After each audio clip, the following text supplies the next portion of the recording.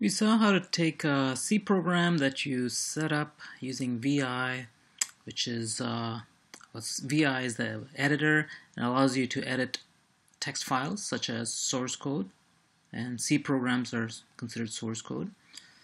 Also called an ASCII file, and then which you can display on the screen, modify using any editor, and send to the printer to get a hard copy.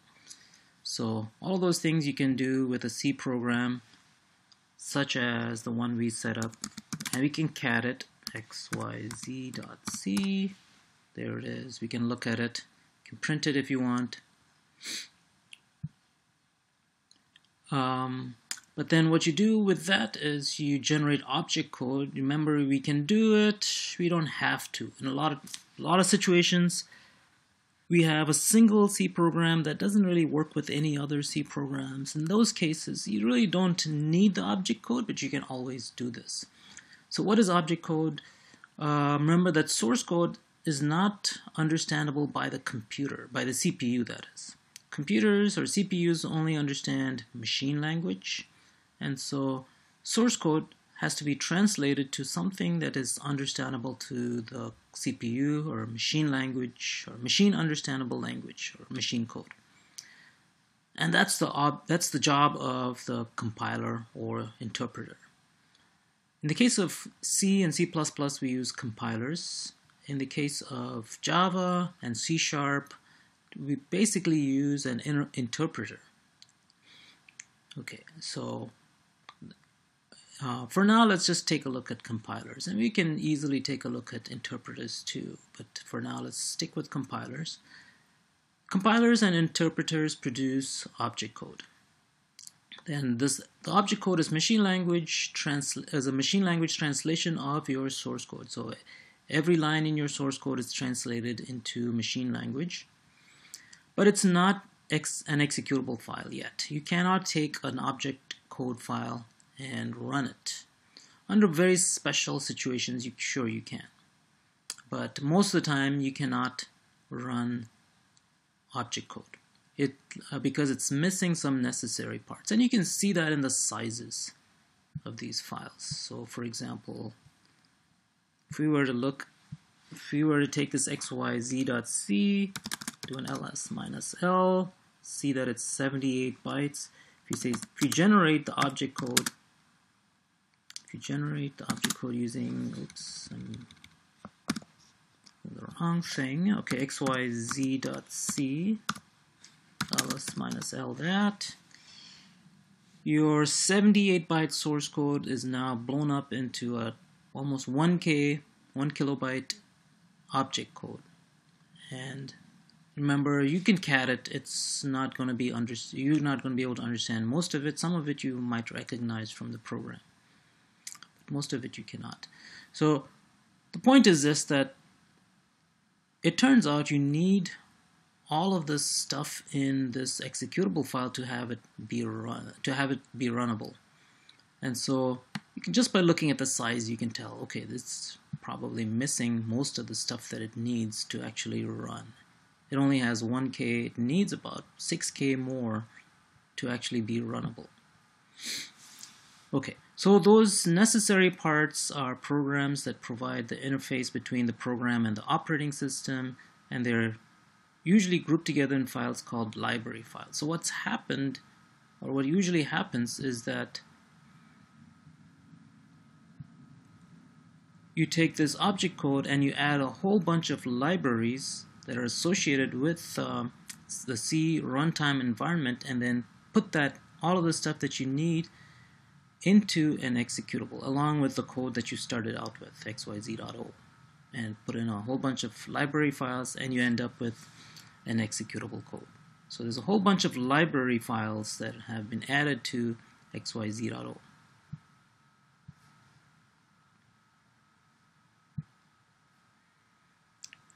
Okay.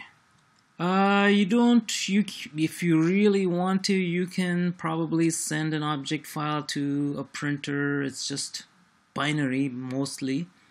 If you display it, you may lock up your keyboard or hear beeps as some of these binary digits are translated into ASCII code.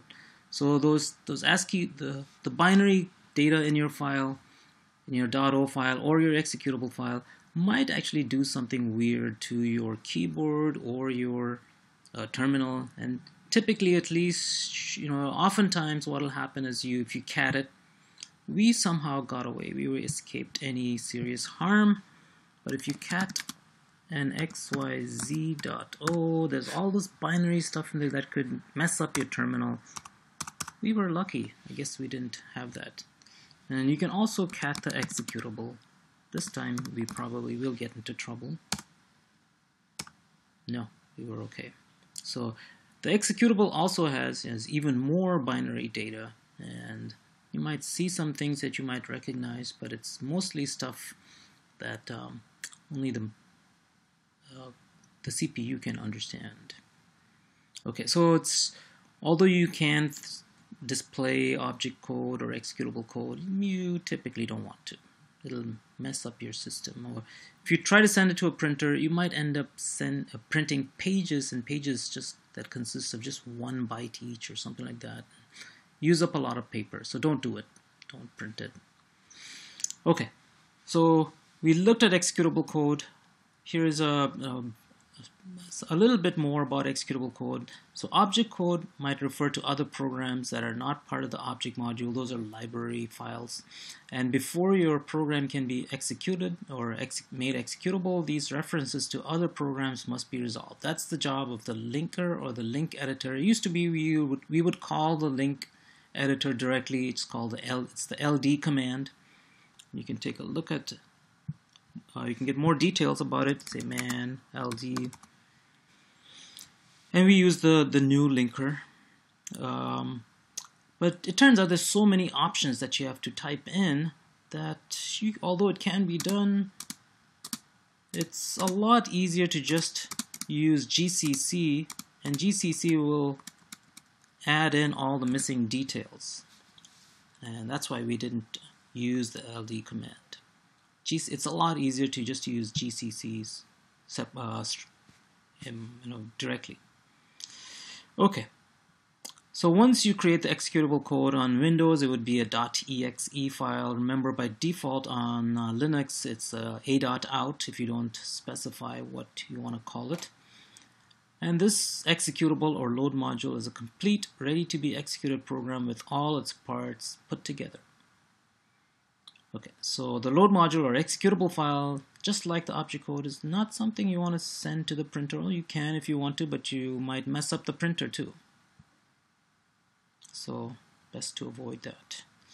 Okay, so this shows you the process of creating executable files. You use a text editor like VI to generate source code, save that to the disk. Then you use the GCC program in our case as the compiler, although that's not the only compiler that you can use. This will compile the source code .c file into object code, and then you use the library, the C library, which is what we use. It's called the new C library, or glibc, or some people call it glibc. That's what we will use for the rest of this semester.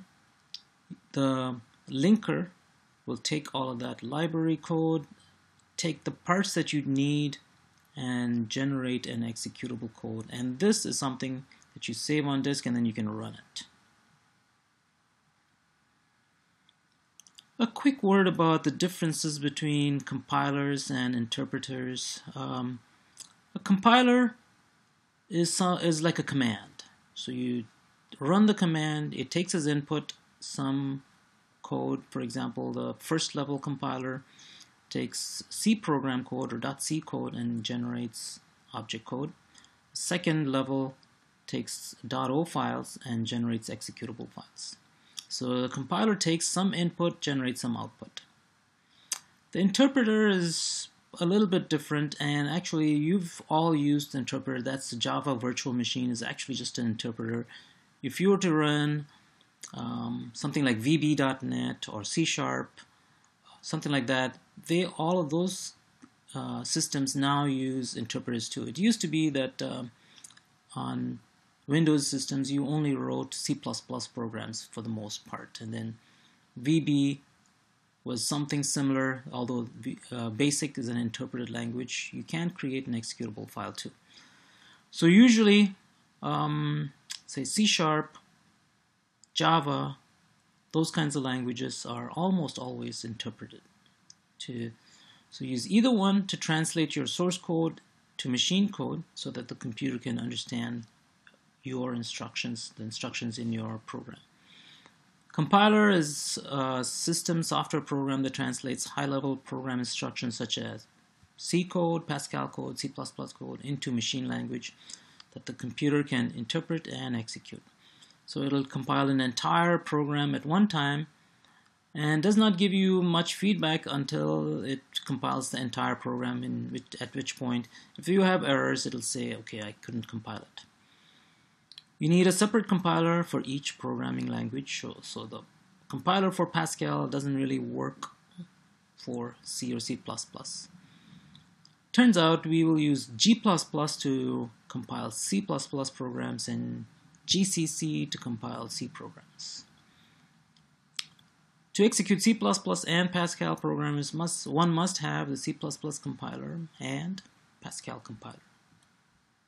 We can actually download the Pascal compiler if you're interested, but most of the time we don't do that.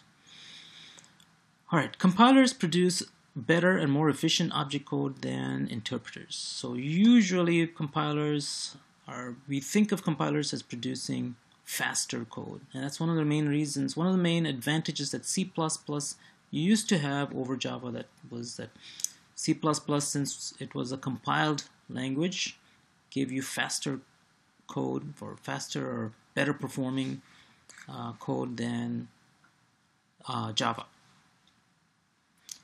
Typically needs less space, but this is actually not so true anymore. Compiler technology is getting so much better that these days Java is pretty much up to where C++ would be.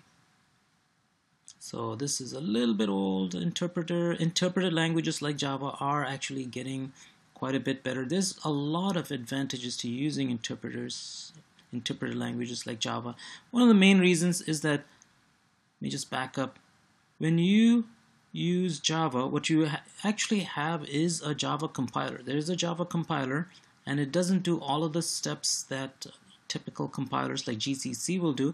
What it does is take your Java program and compile it down into bytecode.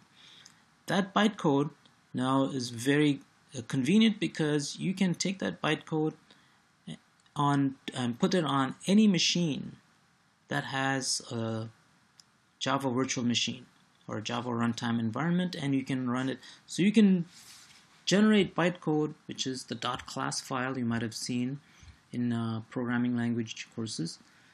Take that .class file from a Windows machine, put it on Linux, put it on Mac OS X, they will run. You cannot do that with compiled code like C or C++. There is no intermediate language, like intermediate code like bytecode, that you can take and put on any machine. If you're writing C programs, you have to take your source code, recompile it completely for a different operating system or a different CPU. Okay, an interpreter translates a high-level language program into machine language. However, instead of translating the entire source program, it translates a single line at a time. So this is true for things like Python, Perl, things like that. For Java, we actually do have an interpreter, but it's sort of somewhere between a compiled program and a true interpreter, which is what we have with the shell programming languages like Bash, shell scripts. Those kinds of things are all interpreted. If the code contains an error, the interpreter picks it up as soon as you press return to finish line of code, and you can correct the error during program development. Interpreter does not produce any object code, and it's usually used in educational environments, but also things like Python are used pretty much everywhere now.